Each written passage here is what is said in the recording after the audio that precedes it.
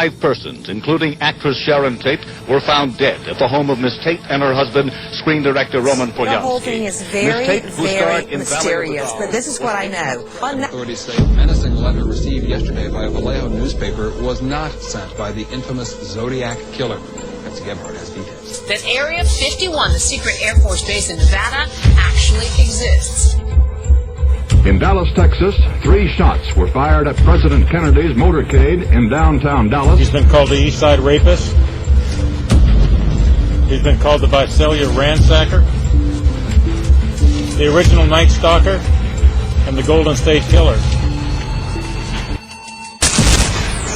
You have now entered into the House of Mystery, the best in true crime, conspiracy, and alternative history, with Al Warren and Kevin Thompson. KCAA, the stations that leave no listener behind. Broadcasting on 1050 AM, 102.3 FM, and 106.5 FM. The trifecta of talk radio for Southern California. You're back in the House of Mystery on KKNW 1150 AM Seattle and KCAA 106.5 FM Los Angeles. I'm your host, Al Warren, and Kev Thompson's there. Hey, Al, from the road. Yeah, he's on the road. The man on the street. He's the man on the street. He is at the hurricane right now? No. Oh, I'm going to get hate mail for that. Now, literally on the street, though. Yeah, literally on the streets. Okay. Now, today we are talking, we're going into history today, and we're going to be talking about the Knights Templar. And joining us is an author of, I believe, 7, maybe 8 books on this subject. We'll find out. So welcome, David S. Brody. Thank you. Pleasure to be here. Wow. Let's get into this. How did you get such an interest to write all these books and to get into the Knights Templar? Yeah, so about a dozen years ago, my daughter was in 4th or 5th grade at the time and came home and said to me, "Dad, we heard a story in school today about explorers who were here in America before Christopher Columbus." And I said, "Oh, do you mean the Vikings?" And she said, "No, Prince Henry Sinclair." And I said, "Well, who is that?"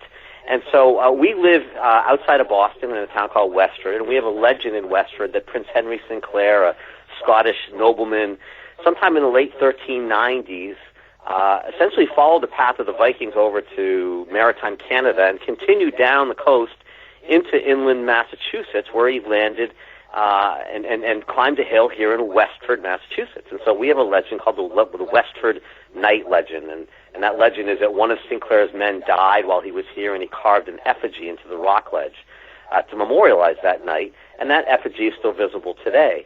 And the reason that's so interesting for our conversation today is it turns out the Sinclair family have a long history with the Knights Templar, and many people believe the Templar treasure ended up in Scotland, in Roslyn, with the Sinclair family. The family later built Roslyn Chapel, made famous in the Da Vinci Code. So we have all this interesting history here in my hometown relating back to the Sinclairs and the Knights Templar and their possible treasure. So again, about 12 years ago, I sort of went down that rabbit hole researching this matter, and I figured if it's true, there should be other evidence.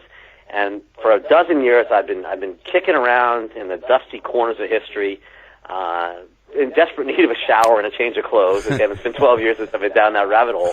But in that time, I found a lot of evidence indicating, yes, indeed, there were explorers here. Yes, they did have ties to the outlawed Knights Templar. And I've written, like you said, 7, and as of tomorrow or the next day, 8 books will be have come out on this subject. It's my passion. My kids call me the rock nerd because I'm out in the woods all the time looking for rock carvings and whatnot. But it's what I love. It's what I do. Well, that's good. It sounds it. It comes out. Now, your daughter, she mustn't have been going to school in the States then. No, she was here in Massachusetts, and she learned. And again, only because it's a local legend, only because of this particular town. This is not stuff that's taught in most elementary schools. But they had a storyteller come in that day, and again, because we have a town marker, and there's a tourist site here in the town, and so people know about it. And we're probably the only town in America that teaches this right now. But it happened to be that that's where we live, and even though I'm a lawyer by trade, I'm a fiction writer by avocation. So I like to say that when I look at this stuff, as a lawyer, normally I don't care about things like truth and facts. but as a fiction, and you guys are a conspiracy radio show, so you can appreciate that. But as a fiction writer, the facts matter, the truth matters, because if I'm going to write this stuff and I'm going to expect readers to invest their time and money in my books, I better bring something to the table. I better bring hard evidence about this. I can't just sort of wave my magic wand and say, people were here 100 years before Columbus. No, they want to see evidence, and so it's almost like selling the story to a jury. My readers are my jury, and again, so I went out looking for evidence, and I figured if these guys really were here in 1398, 1399, and they really did carve this effigy on a rock ledge in Westford, there should be other evidence.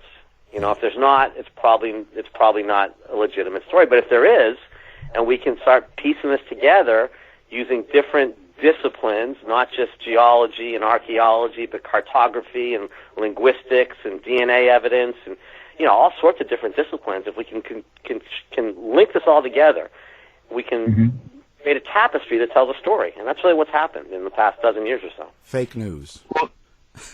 Fake news.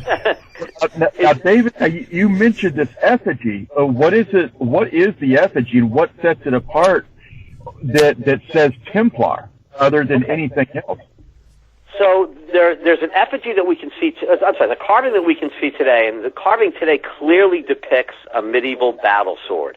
Picture Mel Gibson in Braveheart. It's early 1300s, and cut your head off type of thing. A hand and a half, a claymore. That's clearly there.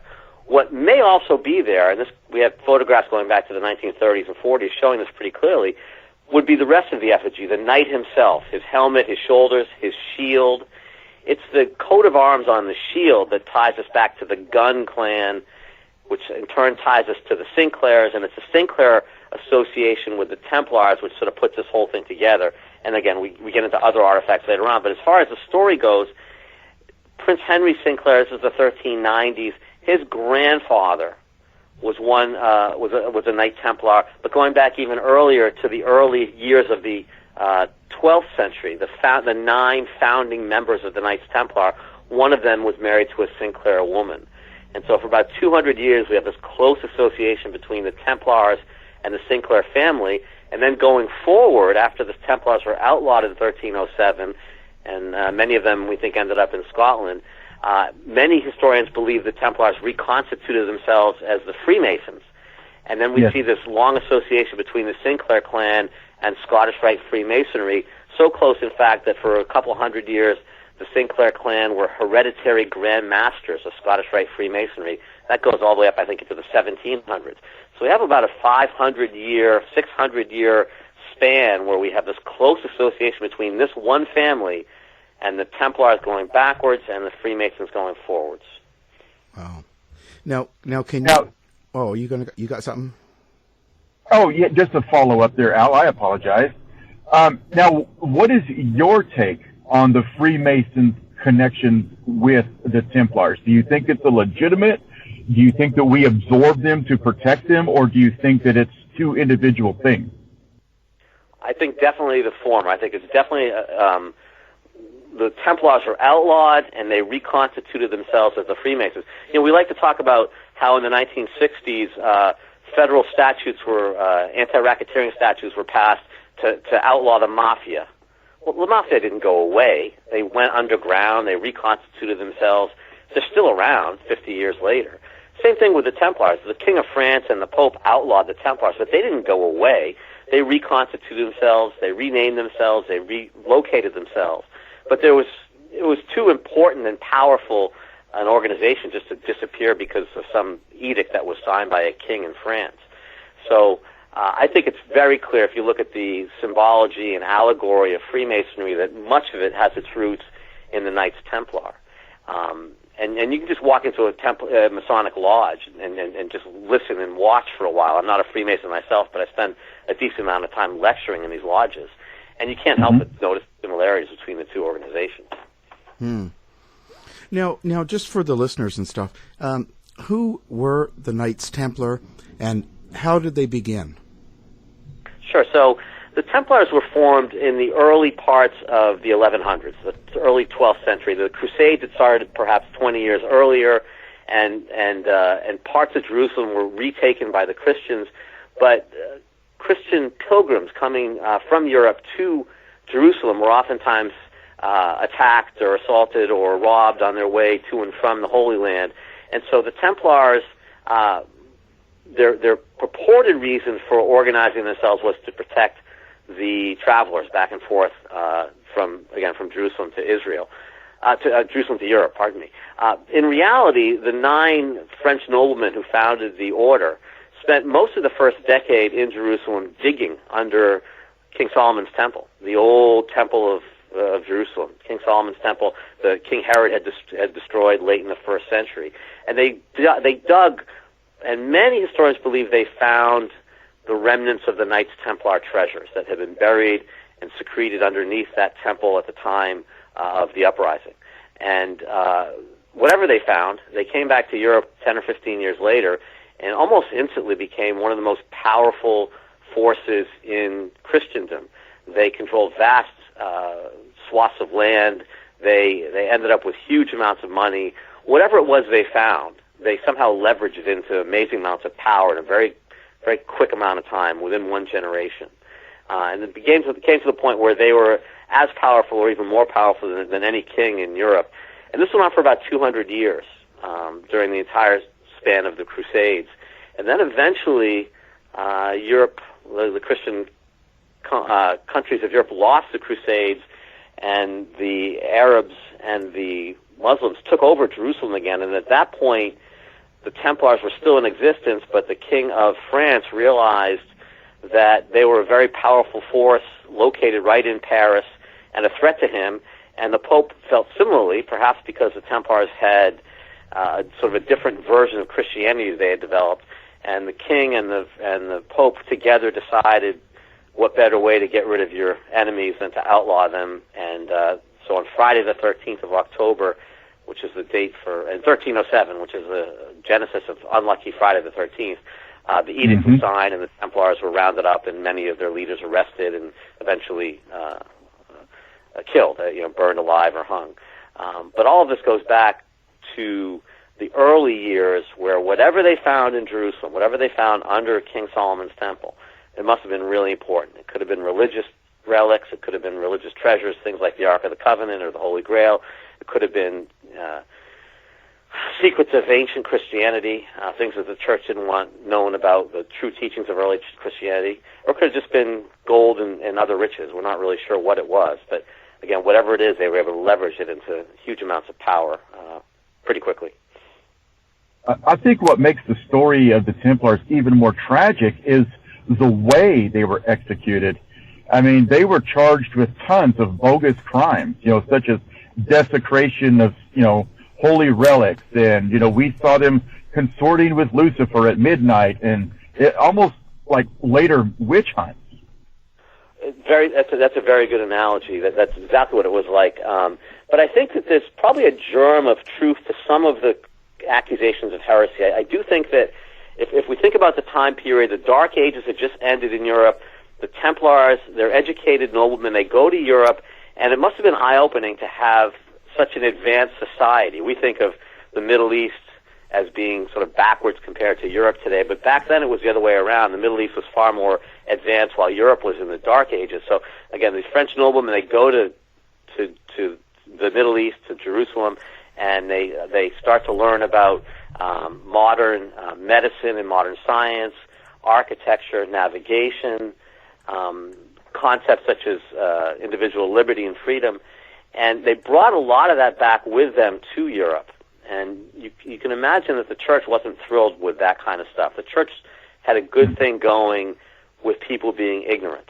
They liked the idea that if you were sick, you didn't go to a doctor, you went to your priest, you gave a donation, and he prayed for you to make you well. That was better for the church than what the Templars brought back, which is modern medicine. And so there was definitely a clash between the Templars, who had sort of had their eyes open when they were in Europe, they're sophisticated, and the church. And part of that also, I believe, was that one of the things that the Templars learned when they were in the Middle East, in Jerusalem, was that the version of Christianity that the church was selling wasn't really the version of Christianity that was founded by Jesus, 11 or 1,200 years earlier. And of course, that's going to be that's going to cause accusations of heresy. So there may have been some germs of truth into the idea that the Templars were practicing maybe an older, quote unquote, purer version of Christianity than what the church wanted to promote. The whole patriarchal, the church is always right, you need to pray through your priest, not directly to God, that kind of stuff. Well, here, let's theorize then, because this is exciting. Maybe, here's the theory, what they found was either A, the Ark of the Covenant, or B, writings. Because remember, later on we found tons of writings in Qumran, the Dead Sea Scrolls. Yeah. Maybe they found an earlier version that maybe, let's just go crazy here, maybe was written by Jesus himself or, Mary Magdalene. I mean, we don't know, but maybe you're right. They found something, and I want to believe so bad that it was the Ark, or perhaps, the cup. But maybe it was the writings that brought everything back. I happen to agree with you. I think it would be much more exciting and bigger headlines if it was the Ark of the Covenant or the Cup of the Holy Grail. But I think probably the most likely reality is that they found ancient writings, as you just said, that were contradictory to what the church was teaching. It may have been they found writings that indicated, yes, Jesus and Mary Magdalene were indeed married, and she did indeed have his children. No big deal at the time. Every rabbi, and don't forget Jesus was a rabbi, was expected, in fact required to be married. So that wouldn't have been surprising at the time. Of course, the church didn't want that coming out during the medieval times. It may have been, and one of the Dead Sea Scrolls talks about how the prophecy at the time was that there would be two messiahs, a priestly messiah and a kingly messiah, Jesus being the king and John the Baptist being the priest, and that these two messiahs were supposed to share power. This is one of the Dead Sea Scrolls. Now, John the Baptist was eventually beheaded by King Herod, and so he was unable to fulfill his role as the priestly Messiah. One of the things that Templars are always accused of was worshiping this head, Baphomet. It may have been that the head of John the Baptist was what the Templars were worshiping, because they were familiar with this prophecy that it was supposed to be a dual, two people sitting on the throne, the king and the priest, a duality. And so that, yes, they worship Jesus, but they also worship John the Baptist, and that may have been why they were accused of kissing that skull, that head. It may have been that they were able to uncover the head of John the Baptist while they were in Jerusalem. And they knew of this prophecy. They knew of this idea of a priestly Messiah as well as a kingly one. Wow. That, you are the first person that has ever been able to explain that, and it makes sense. I never thought of that, because who was it that had John the Baptist beheaded? Well, it was King Herod, and the whole story was John the Baptist criticized King Herod's marriage. It was a second marriage. It was an illegal marriage. He criticized it. Herod's new wife, her daughter is the famous. I'm blocking on the Dance of the Seven Veils. Can you guys help me on that? Oh Lord, Salome. Okay, and Salome danced for the king, and he was so impressed by her dance, her seductive dance, the Dance of the Seven Veils, that he said to her, "I'll give you anything you want." And so she said to her mother, "What do we want?" And the mother said, "We want John the Baptist's head because he's criticizing my marriage to the king." On a silver platter. Exactly, on a silver platter. So Salome says, "I want John the Baptist's head on a silver platter." And the king's like, "All right, I promise you whatever you want." And so he gets beheaded, and that's the head. And then they put the body out for the vultures to feast on, but the skull never was found. And so that's why many people think the Templars eventually ended up with the skull. But it may have been this worship the Templars had of John the Baptist that caused them to butt heads with the church later on. In fact, in these books I've written, the first book is called Cabal of the Western Night, and it focuses on a lot of the artifacts, the Templar artifacts in New England. But the second book is called The Thief on the Cross, and it focuses on the Templar worship of John the Baptist. So readers who are interested in that particular angle want to grab Thief on the Cross. We'll talk probably more about the artifacts in Cabal of the Western Night as we go along, but that I was fascinated, just as you were, I think it was Kevin who said that, just as you were fascinated by that whole idea of, why did the Templars worship this head? What was going on there? And when we figure out the John the Baptist connection, it all sort of starts to make sense. Mm. Well, now, I thought Kevin was on a roll. I thought he was on... No, I'm making some owl time here. Oh, no, that's... I was interested in how you tied them to coming to the U.S., and what was the point of them coming here? Right, so we've got, it's 1307, the Templars are outlawed, they flee, some of them end up in Portugal and reconstitute themselves as the Knights of Christ. Many of them end up in Scotland because at the time Robert the Bruce, who ruled Scotland, had been excommunicated from the church, and so they found safe haven in Scotland. In fact, there's some pretty strong evidence that they helped Robert the Bruce in his battle of Bannockburn against the English. Again, this is back to Mel Gibson and Braveheart, that whole story.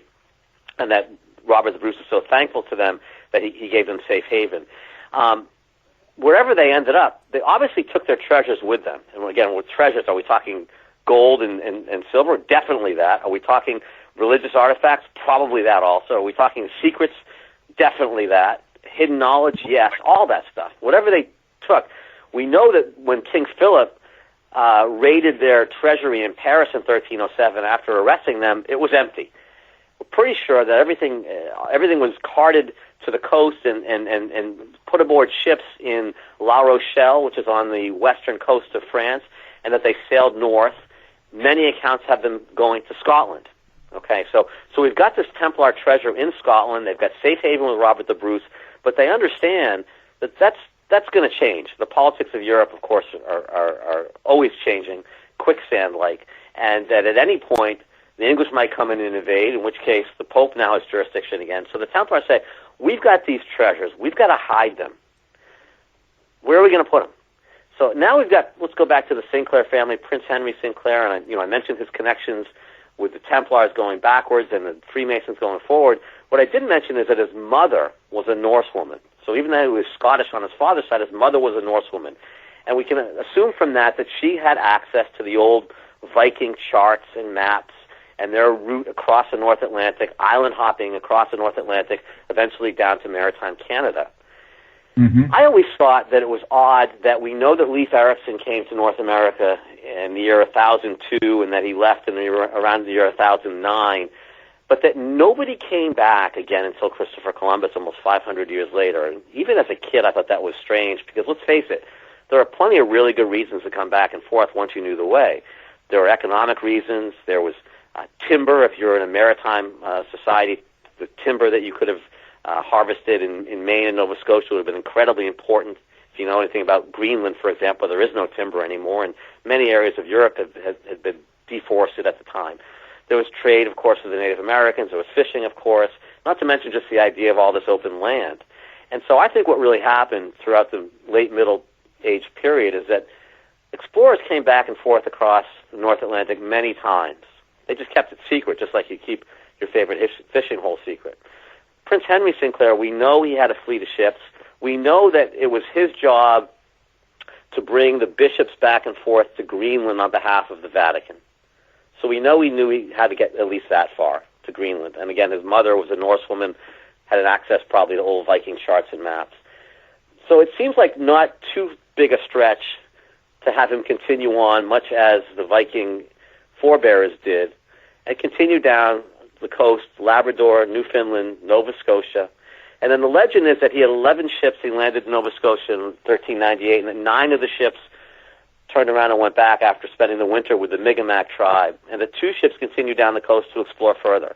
And it's these 2 ships, I think, that ended up in western Massachusetts, where Sir James Gunn, one of Sinclair's lieutenants, died, and the effigy that we have carved in the rock ledge is, we think, of Gunn. But again, as I said earlier, there's other artifacts, too. There's another artifact here in Westford. We call it the boat stone. It's a medieval ship carved into a stone, and it indicates the directions to where we think they spent their winter camping. It's about a mile away from the Westford night carving. We've had that stone shipped out to a geologist in Minnesota by the name of Scott Walter, who many of your listeners might know from the History Channel. Absolutely. America on Earth, right? And Scott does some really interesting work with these stones.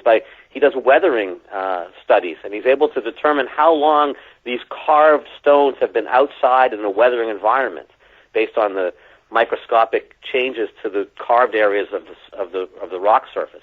And we sent this boat stone out to Minnesota a few years ago, and Scott's opinion was it had been sitting outside for about 600 years. So that's very consistent with the year 1400, 1398, 1399. So we have artifacts here in Westford. Again, I mentioned earlier that it's important that we not just use archaeology when we look at these things.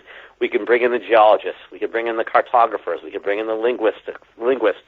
There's other areas, other disciplines that can take a look at these artifacts and this history and weigh in on it. And so up and down the coast of New England, we have, whether it's the Westford artifacts, we have rune stones, runic being a Scandinavian script. We have a rune stone in Maine that's dated at 1401 and 1402, and next to that, floorboards from a sod house that were carbon dated to 1406, plus or minus 5. So again, Native Americans obviously didn't speak runic. They weren't carving rune stones. They didn't have metal tools to do so. But we have some kind of Scandinavian presence right around 1400.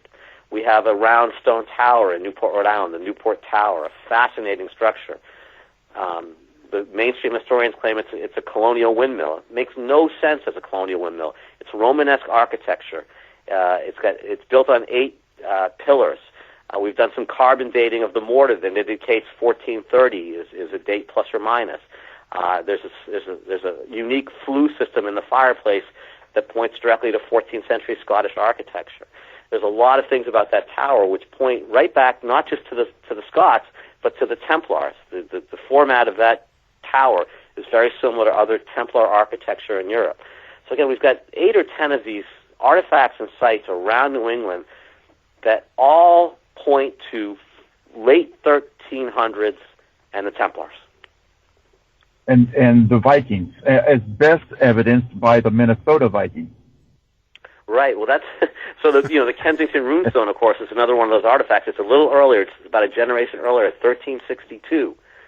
But that's another stone that Scott Walter has analyzed and concluded that the weathering on that stone is such that it can't be a hoax. And now we're left with, did the Native Americans carve with metal tools speaking runic? It makes no sense. Or it is what it says it is, which is 8 Goths and 22 Norwegians on a voyage of acquisition in 1362. Now, why would you come to the middle of the country in 1362? Well, it says a voyage of acquisition. And during medieval times, if you wanted to claim land, you claim the headwaters. If you think about where that stone sits in northern Minnesota, it's basically the Continental Divide. And if you know anything about history, the Louisiana Purchase, all that land in the central part of the country going all the way down the Mississippi River, essentially the headwaters of all of that is very close to the Kensington runestone. So if you wanted to make a claim to the central part of North America, almost a third of the continent, you could do that by going to that spot. So that makes sense. When we're looking at this stuff, we don't have the smoking gun. So all we can do is build a case. This is where my legal training comes in handy. I'm trained to analyze and weigh evidence. And what we find is we have these theories that perhaps they came to the central part of the country. Does that make sense? Is that indeed the headwaters? Does that make sense? Is that indeed how you make land claims in medieval times? Yes. We keep finding that the evidence that comes in the door later supports the theory we had earlier. And that's one of the ways in the law that we test our conclusions. If the later evidence comes in and it's contradictory, we got to start over again. But we're finding more and more artifacts and more history and more science that supports this general idea that in the latter part of the 14th century, there were these waves of Templar-related explorers coming not only to New England, but in this particular case, all the way to Minnesota. Well, it makes strategic sense too, and it's something that a group of military men would do. I want to claim the waterways because it's a choke point, and I can keep you from bringing supplies through if I control the water. If you come on land, then I can spread you out and more easily defeat you and defend my zone. you're 100% correct, but take it one step further. They didn't fight their way to Minnesota, right? I mean, there's no way the Native Americans, the Iroquois, were too. No, but they explored the Great Lakes, and their ships were designed for that type of water. Right, but they had to have formed some kind of alliance, right? There was no way they fought their way to the interior. So now the question is, we know later on that the Native Americans were relatively friendly originally to the Europeans when they came over. And I think that's because the first wave of Europeans, and I'm not talking about the Vikings, I'm talking about the Templar-related groups. I think the reason the Native Americans were welcoming to the Pilgrims is because they had a peaceful history with the Templar visitors a century or two earlier. The Templars were not here to settle and to take land. They were here to trade. They were here to hide some things. We talked about that already. But generally, they were here. They came in peace, and they treated the Native Americans respectfully. Again, they knew about diplomacy. They had spent a lot of time in the Middle East. They weren't as close-minded to different cultures as we know the English later were, and so they were able to reach an understanding with the Native Americans, and were given safe passage. And at our detriment, we ignore the Native American history side of this when we look at it. So I've made a point of befriending and spending time with Native American tribal chiefs here in New England and asking them, what does your oral history tell you about this? What do you think of all this? And they've basically said, we are in complete agreement that this is what happened. Prince Henry Sinclair came with the Templars, built the Newport Tower. This is part of our oral history. So they've confirmed a lot of what we think had happened. But again, it all goes back to the idea that whoever came here had to have reached some kind of peaceful relationship, some kind of alliance with the Native American tribes. So that's exciting and sad all at the same time, because it's exciting that this validates your theory, but it's sad that the answer's been sitting in front of us this whole time, and we ignore it because we ignore the people. Right. Well, the Native Americans, they keep their traditions and their histories orally. That's always been their way. The chief or the medicine woman or whoever it would be in that particular tribe would pass on the tribe's history around the campfire to the next generation, and it would be memorized or memorized in the form of poetry or in the form of song, and that's how the memories were kept. And of course, look, I'm a writer, so I love the written word, and as a lawyer, I tend to be a little bit pedantic myself, but I also recognize that just because we happen to think the written word is so important doesn't mean other cultures have to behave the same way. And for a long time, we've looked at Native American oral history as being unreliable. We all played telephone when we were kids, and that was the example to show how you can't really believe what you hear. But that's not what the Native Americans did. They weren't little kids playing games. They kept this they took it very seriously, and they memorized it, just as our prayers have been memorized and haven't really changed much in 2,000 years or 3,000 years, whatever it is, because they're important. So too can the Native Americans keep their important traditions alive, and they're not going to be corrupted by this telephone game that we talk about when we're 7 years old. Touche. Because it's got to be written, it's got to be said, it's got to be given a certain way. Now, if you don't mind, I'd like to rewind to something that you alluded to earlier. You said that you had linguists looking at this evidence, and I can't remember I want to say it was Scott Wolter, made a very key discovery with the hooked X and has associated that with the Templars. Right. So the hooked X is a runic character. Again, we've got the runestone in Minnesota, in Kensington. We've got another runic inscription in near Popham Beach, Maine, which is up near Bath on the Maine coast, and a third one in Narragansett Bay in Rhode Island called the Narragansett runestone. All three of those runestones have a carved letter on them. The X is a common runic character, but all three of these stones have something called the hooked X. It's an X with an extra barb on the upper right side. That hooked X, that letter, does not exist on any runic inscription in Scandinavia or Europe.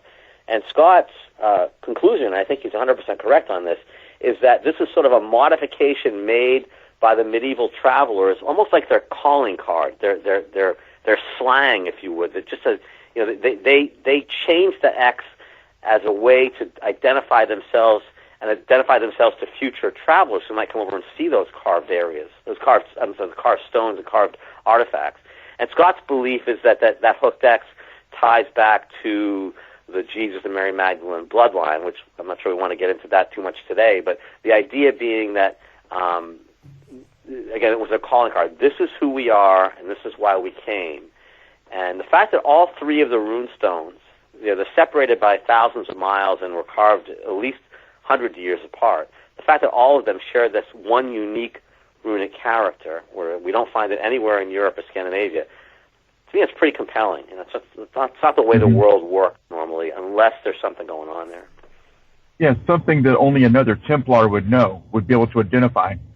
Right. It tells us that those three artifacts were carved by the same people or group of people. People with a common knowledge base. That it wasn't like three different groups randomly added the same barb to the X letter. That makes no sense. No, it just like Masons, there are certain indicators or certain things or certain signs or ways of standing, sitting, whatever, that only we would be able to identify. Exactly. And so that's one of the examples of linguistic discoveries. But let me give you another one, because here in New England, we think when Prince Henry and his gang came, they came down the coast of New England along the Atlantic, and they stopped in Newburyport and got on the Merrimack River, came up the Merrimack, disembarked, and ended up in Westford. Okay, that's how we think they came, and we've got a carving of the entire river system on a boulder. We call it the Tingsboro Mapstone, which we think was carved by Sinclair and his group. But the Merrimack name is interesting because my Native American friends tell me that Merrimack is not a Native American word. And we think about the Templars, and of course, even though they butted heads with the church, they were still very religious. They were a monastic group, and of course, they worshiped Jesus. And we think about Scottish tradition of what the word Mac means, whether it's Mac in front or Mick in front. It means, obviously, son of. You guys know that, right? McDonald means son of Donald. So the Merrimack River is the son of Mary River. Son of Mary, of course, is Jesus. So the Merrimack River, which the Native Americans say it's not a Native American name, well, where did that come from? I would postulate, because once the Europeans got here, it was already named the Merrimack. But the Native Americans said, we didn't name it that. It was somebody else named it. So here we go. So the Merrimack, again, linguistically, that's a clue. The son of Mary River. See, the Europeans come and they bring with them all their disease and alcohol. Now, one thing I wanted to go back to, for me, the amateur here, I wanted to know, so you said how the Templars were outlawed. What exactly did they do to outlaw them? Like, what did they charge them with? How could they just make them all arrested and go away? They had to have done something. Well, again, the King of France, he was the motivating force behind this, and eventually the Pope agreed to it. They essentially drummed up charges of heresy, that the Templars were accused of spitting on the cross, of certain homosexual acts with each other, of desecrating the statues of Mary, and I'm sorry, what was that last thing? Desecrating holy artifacts, like statues of Mary. I hadn't heard that one, but that wouldn't surprise me. But essentially, they drummed up charges, similar to what happened during the Inquisition and similar to what happened during the witch trials. Essentially, back then, if you made an accusation and then you tortured somebody and they confessed, that was considered a legitimate confession. Well, of course, under extreme amounts of torture, people are going to agree pretty much to anything.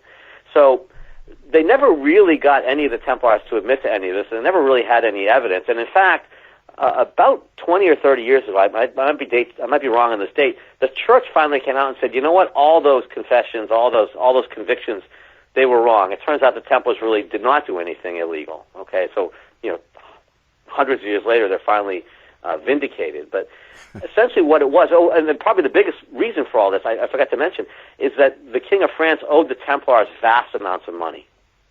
And what better way to remove your debt than to kill your banker? Yeah, so, that's a good idea. by outlawing his banker, he essentially, not only did he hope to recover their treasures, but he was able to wipe out a huge amount of debt.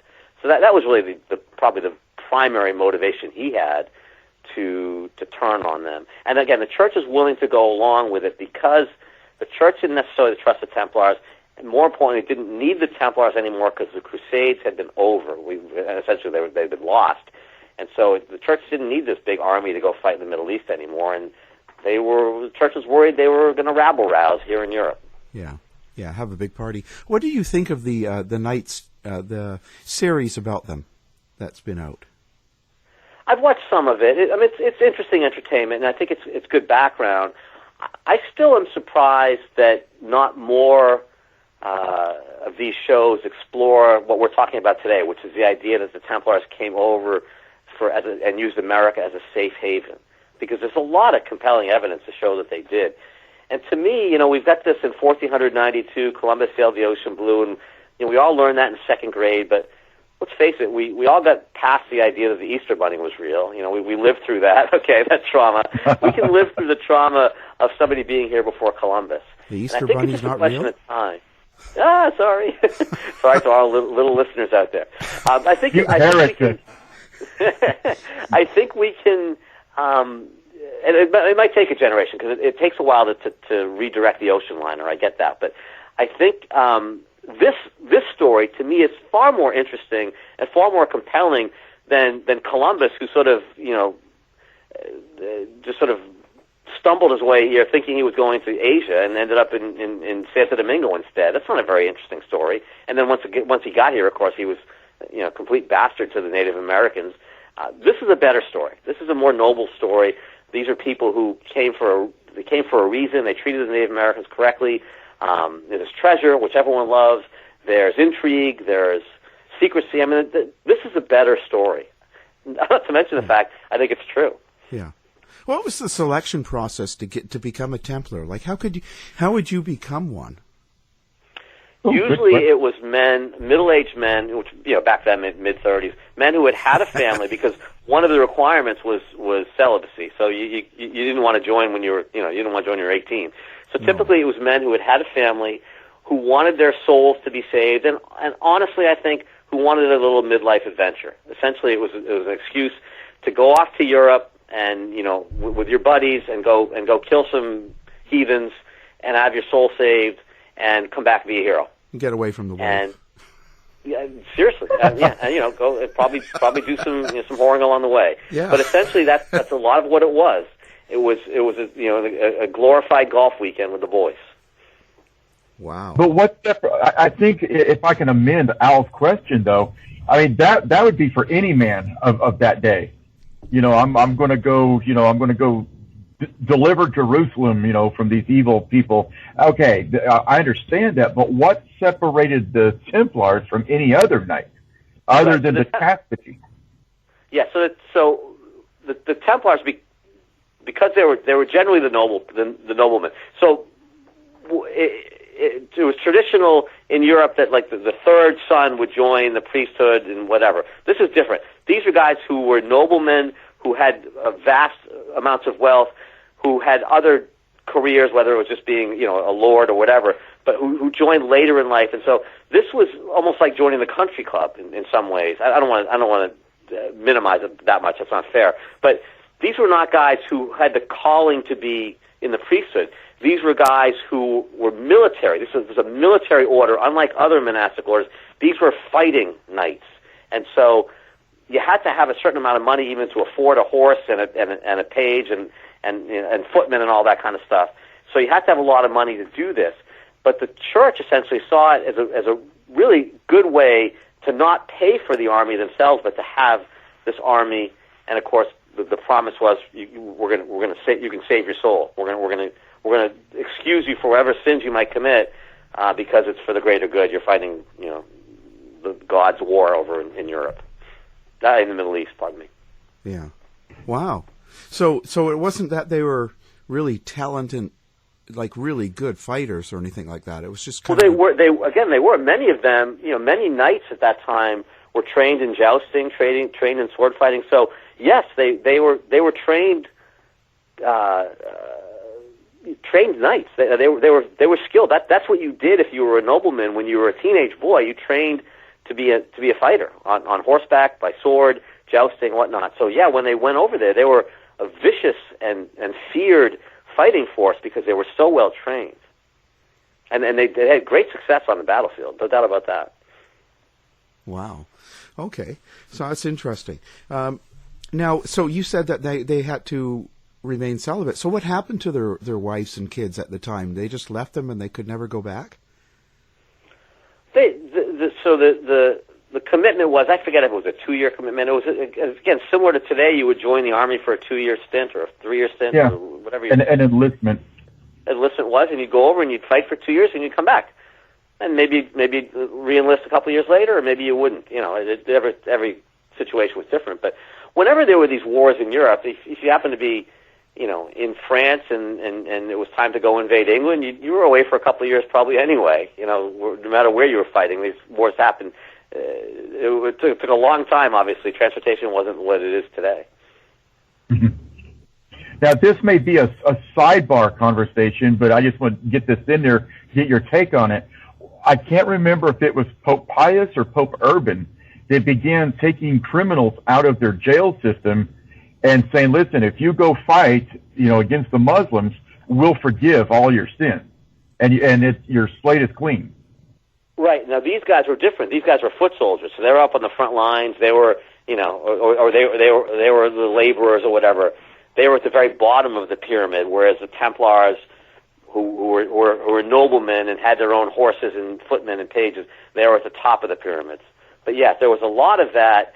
You know, we'll forgive your sins no matter what they are if you go fight this fight. Wow. Wow. So there's hope for everyone. Oh, no. No. Wow. Okay. So now, on the new book, what are you pursuing? What's kind of your aim and focus in the new book that you're just putting out? Right. So the book that's coming out, this will be the 8th in that series, and I call it my Templars in America series. And essentially what it does is it, for the most part, looks at these sites and these artifacts. And it's not just New England, it turns out. We've got sites and artifacts in the Catskills. We've got some stuff out in the southwest Arizona and New Mexico. It turns out these guys were getting around for the most part. And there may have been people here even before the Templars. The Irish, the Celts might have been over here in the 6th century. Brendan the Navigator is a legend, and maybe if you guys want to talk about that, I can come back on another time and talk about the Irish coming to America even earlier than the Templars. But this latest book is called The Swagger Sword, and essentially it's based on artifacts found in the Catskills that were left, we think, by the Templars even before Prince Henry, sometime in the late 12th century. There's some journals that indicate the Templars had come across and ended up in the Catskill Mountains and left these artifacts.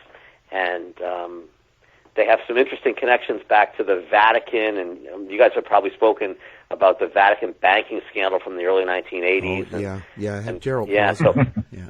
So a guy by the name of Archbishop Marcinkus, who was sort of central to that banking scandal, it turns out was also looking in the Catskills for these same artifacts, which I think is a fascinating tie-in. My feeling has always been a high-ranking Vatican official is not going to go looking for Templar artifacts in America unless he's found something in the Vatican archives that indicate there really are Templar artifacts in America. He's not going to waste his time otherwise. I mean, very few people have access to the Vatican archives and library. He must have found something that made it worth his while to spend his later years traipsing around in the mountains of New York trying to find Templar treasures. To me, that's some of the most compelling evidence we have that this story really is true. Yeah. But my latest novel called The Swagger Sword ties in Marcinkus and this Templar treasure and the Vatican banking scandal. It turns out that a lot of these guys involved in the Vatican banking scandal were all given something called swagger sticks or swagger swords. They're sort of like, you know what I'm talking about? They're hidden swords that military guys used to use back in World War I. And carved on the blades of these swords were clues and maps that led to this treasure in the Catskills. That part of the story is true, and we found a couple of these swords, but they were given to the different leading members of this rogue Masonic lodge called P2, Propaganda Due, And it was, again, a rogue group of Freemasons who had stumbled upon this stuff after World War II. And it's some really good stuff. Truth is stranger than fiction sometimes. But I like to grab some of this real history and weave it into some modern-day intrigue, and then, of course, expose a lot of the real history as well. Yeah. No, I think it's great. That's very important. We need to have more history, people getting more involved. I think that's great. Yeah, and when I read, I love a good roller coaster ride where I learn something at the same time. To me, like historical fiction, that's the best. So that's the kind of stuff I write. Hopefully it's going to be a thriller. Hopefully you're going to enjoy the twists and the turns. But along the way, you're going to be like, wow, I didn't know about that history. That's interesting history. So it's one of those things that's sort of a guilty pleasure. You can be entertained and be educated at the same time. That's the best way. Now, yes. I wished I wrote like that. Now, here. So how's your? How do people get a hold of you, and what's your website? So davidbrodybooks.com. All the books are up there, and there's a link. You can get a hold of me that way as well. And as you can probably tell from the passion of which we've had this conversation, I will talk about this stuff to anybody, anytime, for as long as they want. I love this stuff. So I'm always happy to chat. People want to reach out to me. That's great. The books are on Amazon and on Kindle, the easiest way to find them. But again, David Brody, Brody, books.com. And I try to make them inexpensive. The Kindle version is like $4 and change. So if you want to read this stuff, I don't want people to have to spend a lot of money. I want people to be exposed to this. I want people to be passionate about it like I am. And so go check it out. Cabal of the Western Night is the first one in the series. Fantastic. Now, we're going to have everything linked up on our website as well, and the station. Great, thank you. And you as well. So thank you for talking to us about all this. This is great. David, Al, Kevin, it's been great. I really enjoyed you guys. Thank you. David, it was astounding. Thank you. Thank you so much.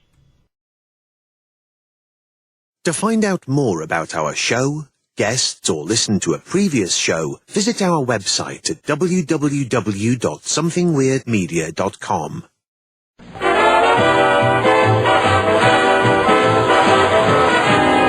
The mission has been completed.